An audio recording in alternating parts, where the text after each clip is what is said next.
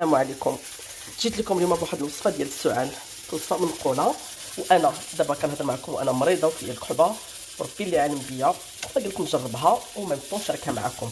الوصفه انا جاتني انها كدار بالسكر، قلت انا غنديرها بالعسل، يعني دائما كنقولوا ان العسل يعني في العلاج اقوى. عندنا زوج ديال البصلات حمرين، ضروري تكون بصله حمراء، بصله حمراء وزوج ديال الروز كبار. البصله نقطعوها بحال هكذا. هذا السيرو للكحبه، اللي عنده بحال هاد الماكينه يدير هذه، اللي ما عندوش يدير الحكاكه العاديه اللي كنحكو فيها خيزو، نحكو رقيق.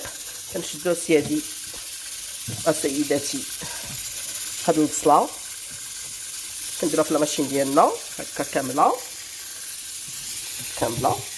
كنشدوها كنطحنوها.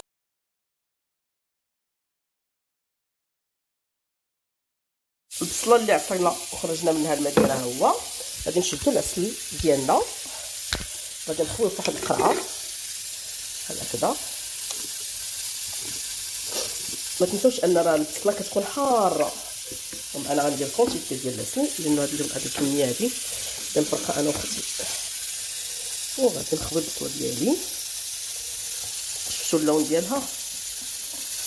وغادي نخليكم، انا راني خويت هذه كامله في 250 غرام، 3 البصلات لقى 6 بصله.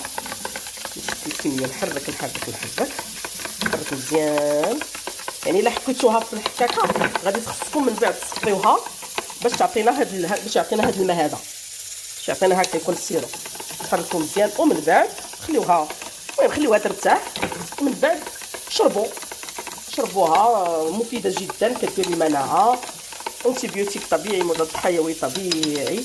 بعد كتسدوا القرعه ديالكم وكتخليوه وكتبقاو كتشربوا 3 المعالق في النهار.